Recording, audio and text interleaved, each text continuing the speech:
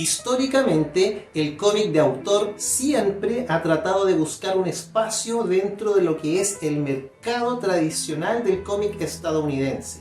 Siempre ha tratado de forjar un camino que le permita destacarse dentro de lo que es la oferta general de las grandes empresas como por ejemplo DC o Marvel, y muchas veces esta búsqueda puede ser exitosa o un rotundo fracaso. Hoy en día esto cuesta menos que antes. ¿Por qué? Porque hoy existe, por ejemplo, internet y también la tecnología ha avanzado mucho, por lo tanto la vitrina puede ser enorme. Pero imagínense cómo era esto, por ejemplo, en los 90, cuando aparecieron editoriales como la Image o la Dark Horse, o incluso cómo era en los 80, cuando aparecieron editoriales independientes que duraron solo un par de años, como por ejemplo la Eclipse Comics o la Pacific Comic, que también publicaron personajes que hasta el día de hoy siguen siendo de culto.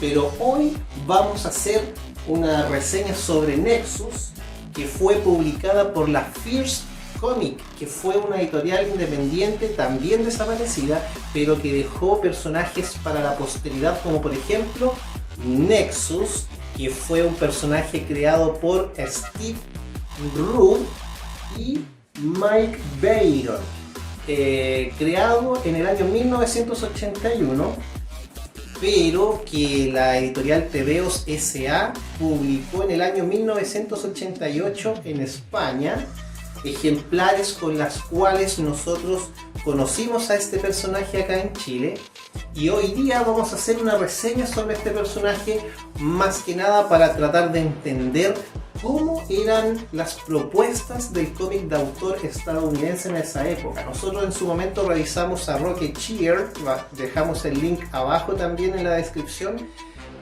También revisamos a El Borba, un personaje muy interesante que también vamos a dejar el link abajo. Y en fin, hemos revisado varios personajes de autor de guionistas y dibujantes estadounidenses, pero hoy vamos a hablar sobre Nexus. Así que ñoñas y ñoños, acomódense, porque hoy vamos a hacer un viaje al espacio, vamos a hacer un viaje al universo, a la galaxia, para conocer el mundo de Nexus.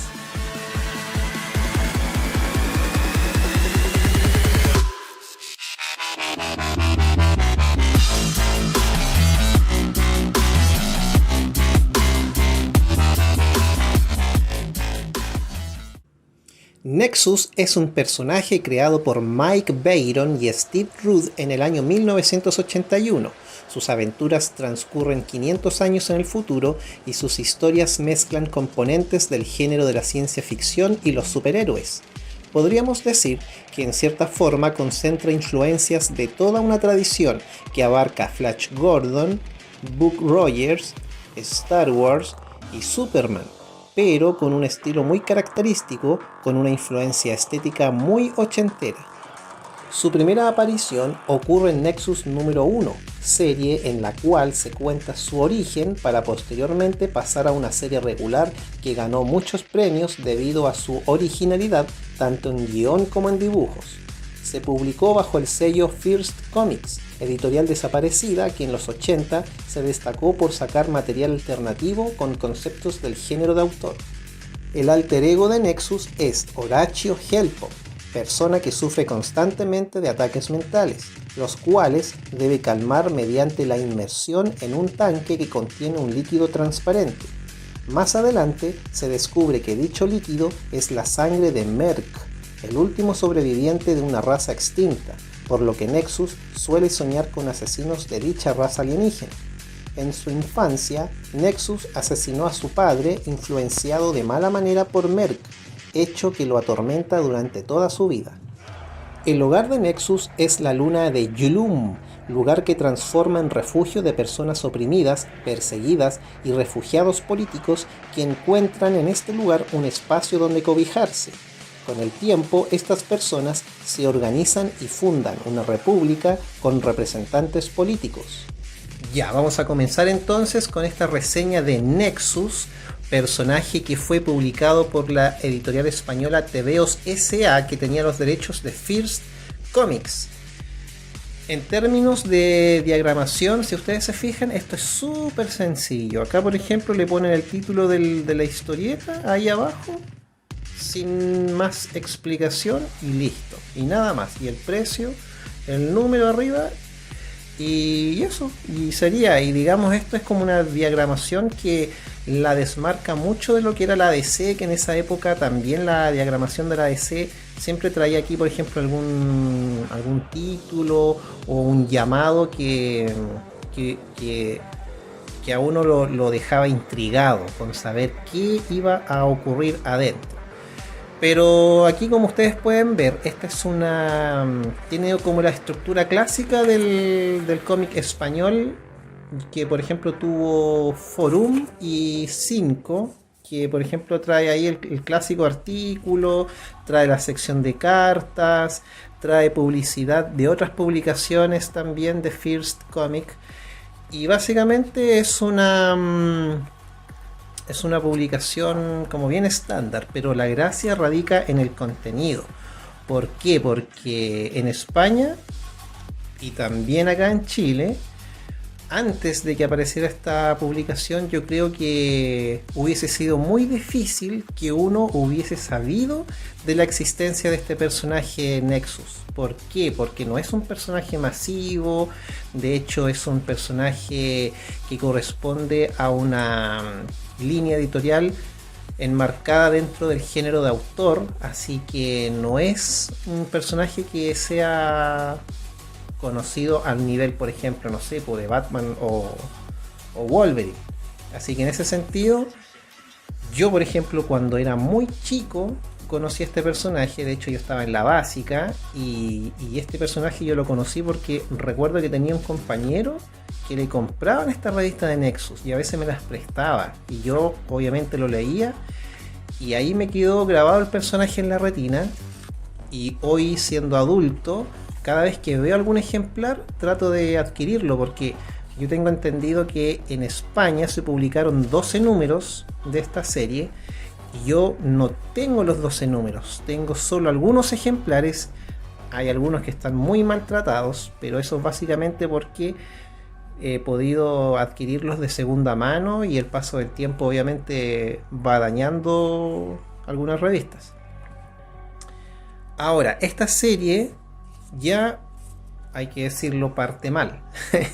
Parte mal porque yo no sé cómo habrá sido en España, pero esta revista tuvo una distribución muy, entre comillas, muy débil, porque obviamente no es un personaje muy conocido, uno no podía encontrarla en los kioscos, así en términos masivos. Entonces, de por sí que ya uno tenga la intención de leer a un personaje con esas características, con una distribución muy mala, yo creo que fue una mala decisión por parte de TVOs de comenzar una historia y que al final te expliquen que este número corresponde a la continuación de una saga que la editorial no publicó.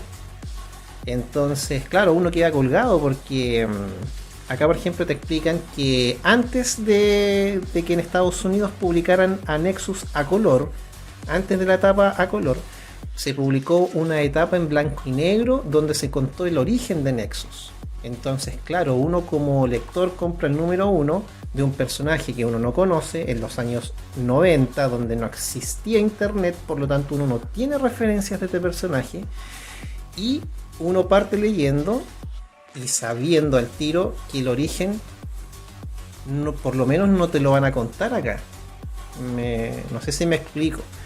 Y que más encima se publicó en una serie en blanco y negro que la editorial, según esto, no tenía contemplado publicarlo en el corto plazo. Entonces ya ahí yo siento que se partió mal, porque aquí hay personajes que ya están desarrollados pero que uno no entiende. O sea, uno tiene que ir como atando los cabos sueltos. Pero bueno, esa fue una decisión editorial. Y a pesar de eso, aquí hay que hacer digamos como un esfuerzo por tratar de entender por qué, por ejemplo, existe la luna Yulum, por qué, por ejemplo, hay ciertos personajes como él que, frente a la ausencia de Nexus en el planeta Yulum, decide organizar elecciones presidenciales. Y entonces, frente a todo eso, uno, ¿qué? ¿Por qué en una luna van a hacer elecciones? O sea, bueno, muchas cosas que después uno ya lo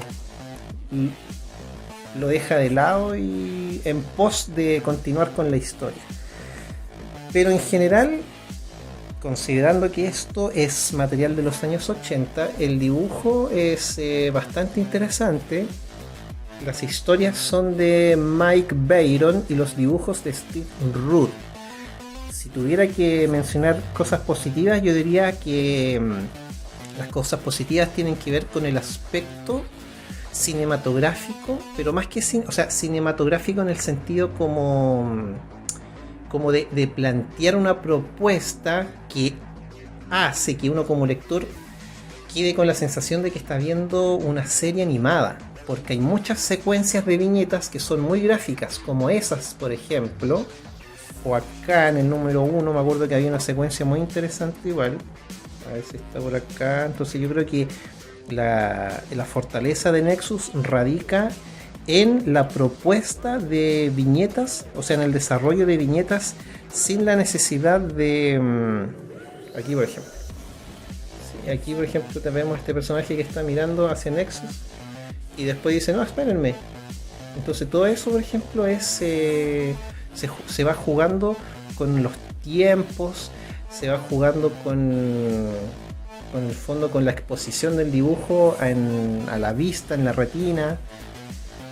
Y eso, por ejemplo, hace que sea un cómic como muy fresco.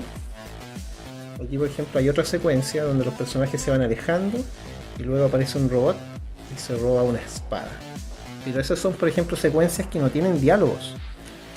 Y desde esa perspectiva se siente un cómic fresco. A ver si hay algo más por ahí. Ah, este también, miren. Aquí, por ejemplo, hay un personaje que recibe... Porque hay un personaje que es como una especie de puerco espín que le lanza esos dardos y este personaje los recibe y luego cae sobre los hombros de ese personaje, rebota y cae en este otro y después se va. Se va como galopando. Pero se fijan que esta es una secuencia que casi no necesita de textos, o sea, yo podría tapar este globo de texto y esto funciona igual. ¿Se fijan? Entonces eso es narrativa gráfica en el fondo. O sea, la narrativa gráfica consiste en plantear viñetas y independiente de cuál es el idioma que tú leas o hables, si esto funciona y tú lo entiendes en cualquier punto de este planeta, significa que esto ya está bien hecho. Y eso yo creo que radica la importancia de Nexus, que plantea muchas secuencias sin mucho texto, no ensucia la ilustración con tanto globo de texto. Eso hace que obviamente la historia sea novedosa. Por eso, me imagino yo, por eso fue que este cómic fue tan premiado en su tiempo. Voy a aumentar aquí el zoom. El trazo es muy ochentero si ustedes se fijan, pero esto recuerda un poco a las expresiones o al trabajo que tenía Kevin Maguire en la Liga de la Justicia, que era un dibujante que también trabajaba mucho el tema de los rostros. Yo creo que eso debió haber sido consecuencia como de la escuela ochentera del cómic en general. Y esto también tiene una estética muy ochentera. Por ejemplo, si ustedes se fijan, ese bar que está ahí obviamente está ambientado en el espacio, pero tiene muchos componentes como de la estética de los 80. O sea, yo puedo tomar esta viñeta y la puedo poner en estos videos de YouTube. No sé si se han fijado, en YouTube hay videos de música wave con un fondo todo el rato un poco animado. Yo creo que pasa como lo mismo con esos fondos. Aquí, por ejemplo, miren, se fijan, aquí hay una secuencia donde el dibujante pone esos achurados y eso le da como una sensación de movimiento, entonces uno realmente siente que está en una nave viajando, ¿se fijan? ¡Wow! Movimiento. Y eso es lo bonito que tiene los dibujos de Steve Rude, que tiene como esos pequeños detalles que hace que uno sienta que en realidad sí, este es un cómic de autor muy interesante, y la estética también muy ochentera le va aportando cosas. Otra cosa a favor que tiene son las portadas, porque Steve Rude no solamente se preocupaba de la ilustración clásica del dibujo y el entintado, sino que además se preocupaba de hacer este tipo de portadas. Vean, yo en lo personal considero que son portadas muy bonitas si pensamos que esa, por ejemplo, es del año 84, o sea, antes de que apareciera, por ejemplo, Alex Ross dibujando Marvels. Steve Rude ya hacía este tipo de portadas, pero una década antes, y más encima hacía la doble pega, hacía el doble trabajo de dibujar el interior y hacer la portada con esta técnica. Esto es más que nada como un coloreado, y esto sí es muy ochentero, fíjense, esto es como de esos cuadernos Mistral que habían aquí en los 80 acá en Chile, o esos cuadernos Colón, no sé si se acuerdan, que tenía como una estética como bien como de utilizando técnica mixta de óleo con spray o no sé, acuarelado, como una técnica mixta como bien interesante. Entonces las portadas también son muy buenas, y las secciones, ahí los españoles nunca se quedan atrás con las secciones que tienen en sus revistas. Aquí voy a alejar el zoom, porque acá hay artículos también interesantes, obviamente el clásico resumen de lo que se venía publicando. Pero aquí, por ejemplo, bueno, First Notes, donde la editorial informa de todo lo que está pasando en Estados Unidos con las First Comics. También venía una sección que a mí me gustaba mucho, que era esta, que eran las opiniones. Era la sección sí, pero, o la sección no, pero. Entonces aquí, por ejemplo, dice, no sé, pues a partir de alguna carta en particular, el lector plantea una opinión y la editorial dice sí, pero, y ahí se va como desarrollando el argumento. Aquí, por ejemplo, hay una carta que habla sobre lo distinto que es Nexus, y la persona que responde dice sí, pero no creas que es tan fácil llegar a crear un personaje como este, encontrar la fórmula para no caer en el... y ahí empieza. Entonces, en el fondo, esta es como la frase, como la excusa para darle el nombre, pero era interesante, era entretenido. Ahí dice no, pero era cuando la persona que respondía la carta, o sea, claro, que respondía, no estaba de acuerdo con lo que decía el lector. Entonces ahí decía no, pero. Entonces, en ese sentido, como bien interesante.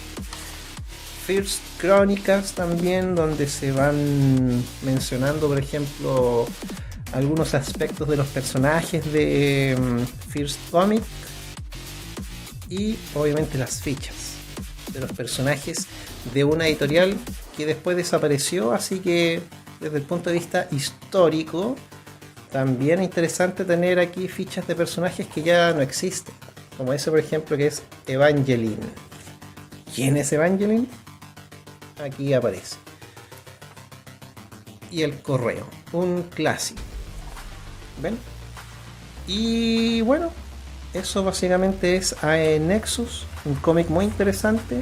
Si tienen la posibilidad de leerlo, háganlo, porque sirve para más o menos uno tener una referencia de en qué parada estaba el cómic de autor estadounidense en los 80, y también sirve para tratar de descubrir y conocer cosas que quizás no son muy conocidas o no son muy populares. Entonces este es un cómic ideal para aquellas personas que quieren descubrir,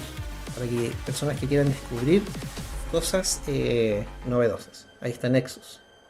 Bueno, de hecho este cómic fue de culto, Y fue tan de culto que en la década del 2000 volvió a publicarla la Dark Horse, porque obviamente la First ya no existía, pero ya que tenga o que haya tenido un revival o un segundo respiro, habla de un personaje que dejó huella en su momento y que sigue siendo recordada.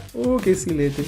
Sigue siendo recordada hasta el día de hoy. Así que eso sería con la reseña de Nexus.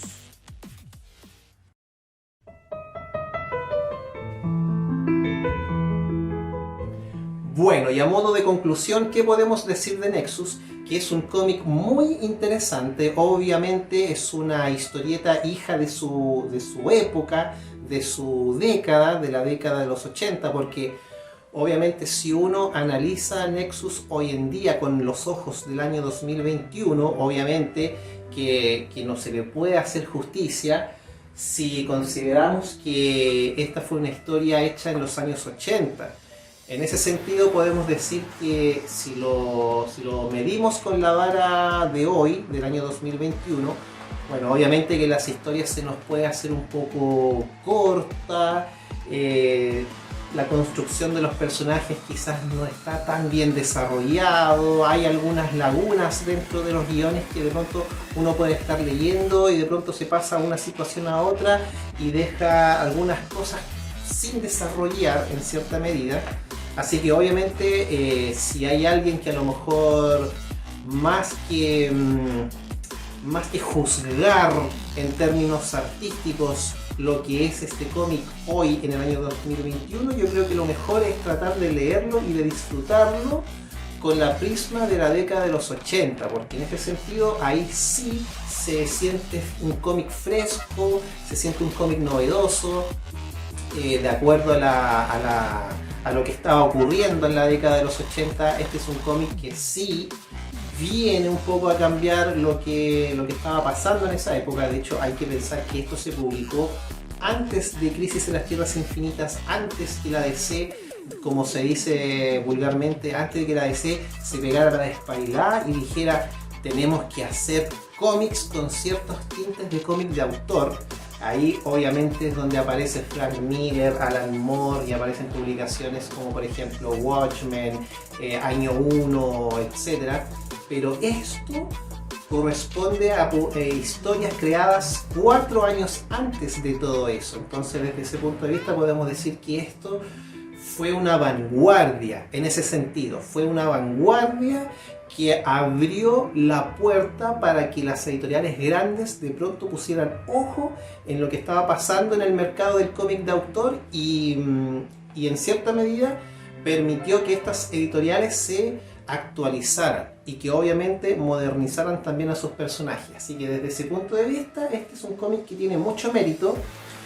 Y si a lo mejor alguien es un seguidor de los cómics de los años 80 o alguien a lo mejor es un investigador de los años 80 o quizás también alguien quiere descubrir qué se estaba publicando en los años 80, desde esa perspectiva es un cómic muy recomendable. Ahora, si es gente que anda buscando por ejemplo cosas como más bestseller, digamos, como lo que está publicando por ejemplo Omnipress hoy en día, desde esa perspectiva quizás no es muy recomendable para ese tipo de personas, pero para las personas que quieran encontrar algo que a lo mejor los pueda sacar de la burbuja de las editoriales grandes como Marvel y DC, es un cómic muy recomendable. Así que nada, pues agradecer a toda la gente que vio el capítulo del día de hoy, a la gente que ha compartido también el Rincón de Sobaco, y desde acá yo me despido, les mando un abrazo y nos vemos la próxima semana. ¡Chao!